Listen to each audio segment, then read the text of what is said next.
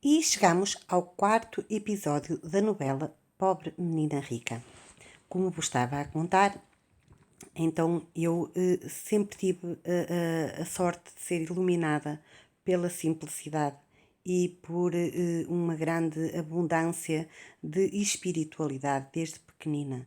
Recordo-me que ainda ali na época dos meus 10, entre os 10 e os 12, 13 anitos, que eu sempre tive uma queda para passar mais tempo com pessoas mais simples. Por exemplo, eu fui estudar para o Colégio do Minho, porque os meus pais quiseram-me pôr lá estudar em Viana, que era um colégio de padres, e era frequentado por uma sociedade médio-alta, porque só os meninos de papás é que estavam nesse colégio, porque era muito caro.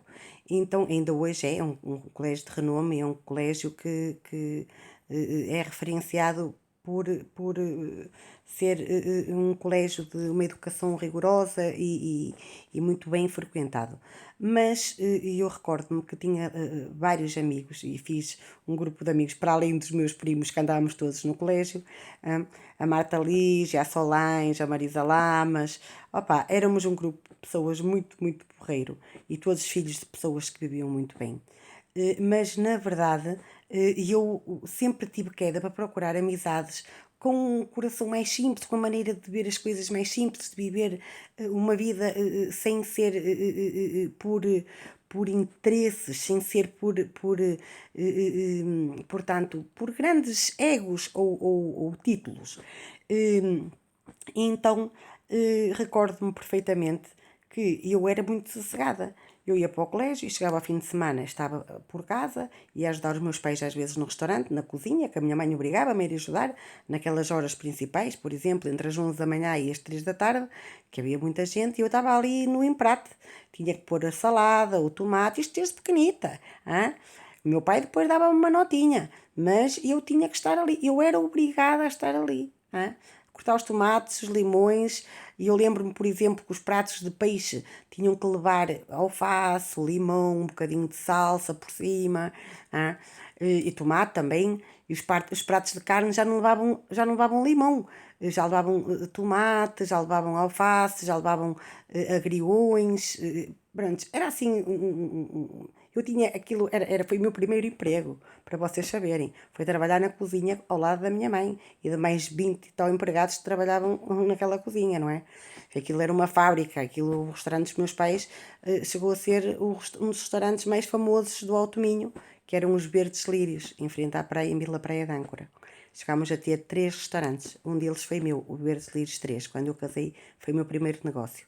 Então, não quero andar já tanto para a frente, quero-vos dizer que eu, para além de ir ajudar os meus pais, passava muito tempo em casa. Adorava ler, adorava ver filmes, era capaz de ver o mesmo filme 100 vezes. O meu filme preferido, ainda hoje, é Lagoa Azul, com a Brooke Shields. E eu já soube as legendas todas de cor, de tantas milhares de vezes que vi o filme. Os meus filhos todos adoram ver a Lagoa Azul porque eu habituei-os de pequeninos a ver a Lagoa Azul. Ah, eu adoro ver o filme da Lambada, por tantos filmes que naquele tempo eu delirava assistir e ver. Então era assim uma miúda muito sossegada e não me lembro assim de fazer maldades, nem de me meter com ninguém, nada.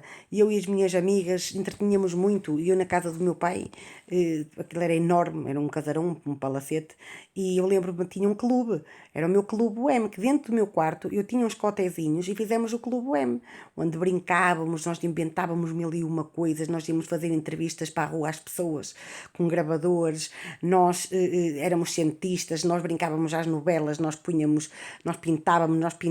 a manta. Nós pintávamos a manta. E é engraçado que dizem as lendas que na casa do meu pai aparecia a Dona Titó, que era a antiga dona da casa. E isto aqui é muito falado na minha terra, sempre foi, porque diziam que ela tinha uma bengala e que aparecia de noite com a bengala, pum. E as minhas amigas nunca queriam ir dormir comigo porque tinham medo, diziam, isso aparece a Dona Titó, isso aparece a Dona Titó.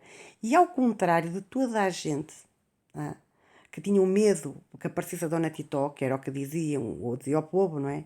E eu sempre fui grande amiga da Dona Titó. Eu passava noites e noites a falar com a Dona Titó. Eu ainda hoje falo com a Dona Titó.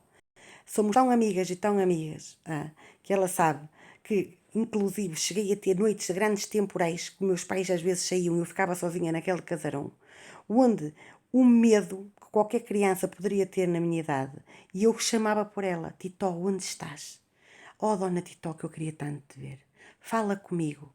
E eu fui tão acarinhada por essa mulher, e eu fui tão e tão protegida por ela, que eu sei que ainda hoje ela me acompanha. Porque eu hoje já não tenho a casa da Dona Titó, já não vivo nessa casa, já nem nos pertence sequer. Mas as principais coisas que me marcaram dessa casa ficaram para mim.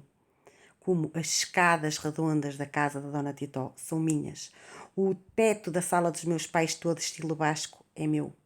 E outras coisas que pertenciam à casa, que fui eu que herdei. E bem merecido, porque sou a única filha dos meus pais que realmente tive amor a essa casa.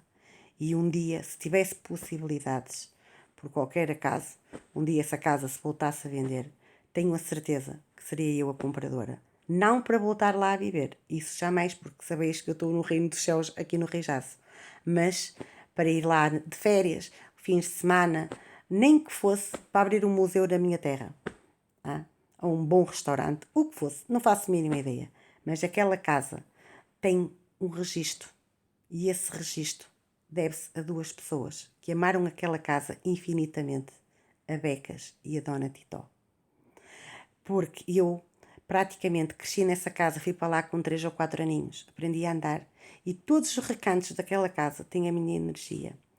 E eu nunca mais lá voltei, mas eu consigo entrar lá dentro sem lá pôr os pés, porque a minha energia é tão e tão contagiante e tem uma ligação tão forte com a casa da Titó, que eu e ela, a Dona Titó, que reside lá dentro ainda hoje, a alma dela, o espírito dela está lá dentro e eu sei disso.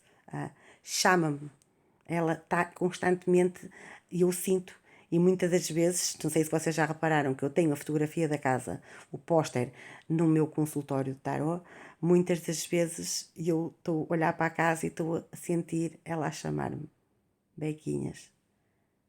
E eu estou com ela igual, porque eu não a deixei, nem abandonei a Dona Titó. Ela continua à minha beira, no meu consultório, todos os dias a olhar para mim. E por isso, e por estas pequenas coisas, vocês podem detectar como eu sou uma pessoa muito sentimental. Não é porque a casa é uma casa boa, não é porque a casa é um palacete, não tem nada a ver. Nada. Até podia, de hoje à amanhã, aquela casa sofrer grandes transformações ou mudanças. O que importa é a energia que aquela casa tem comigo. E essa energia não pode ser passada para outras pessoas. Não pode. Podem comprar 100 pessoas aquela casa. E nunca na vida serão felizes lá dentro. Porque só eu fui feliz lá dentro. Acreditem nisto. Parece um bocado macabro, mas isto é a verdade. Até os meus pais às vezes ainda ralham comigo e ainda me dizem: pá, o que nós passamos ali, pá, isso é para esquecer, já nem se lembram. E os meus irmãos passam em frente à casa como se nada fosse, estacionam o carro. Para eles aquilo é igual. Para eles todos, menos para mim. Porque para mim é a casa da minha grande amiga, da Dona Titó. Nem é a casa da minha mãe, nem é a nossa casa. É a casa da Dona Titó. E a Dona Titó foi uma pessoa que me acompanhou desde pequenina. Espiritualmente tomava conta de mim. Uma grande mulher.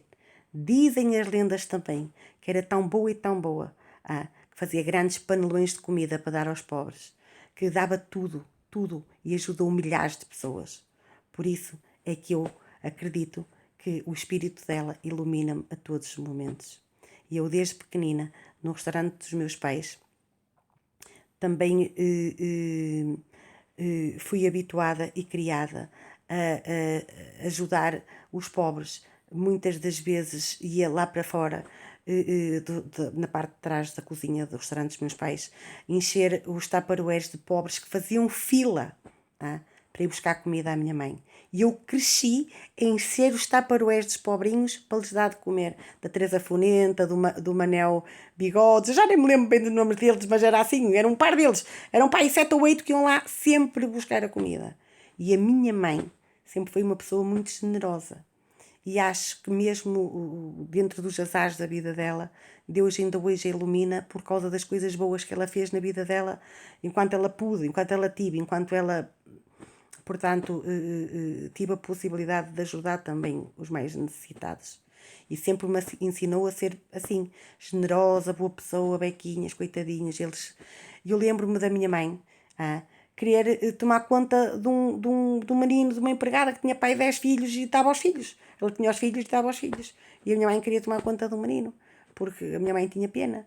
E a minha mãe ensinou-me também desde pequenina a ser assim uma pessoa mais bondosa, mais generosa. Ela dizia: minha filha, o teu pai nasceu num berço de ouro, mas eu vim de uma família pobre. Minha mãe era irmã do Kim Barreiros, não é? O meu avô Joaquim Barreiros era uma pessoa que nunca lhes faltou nada, mas era uma pessoa que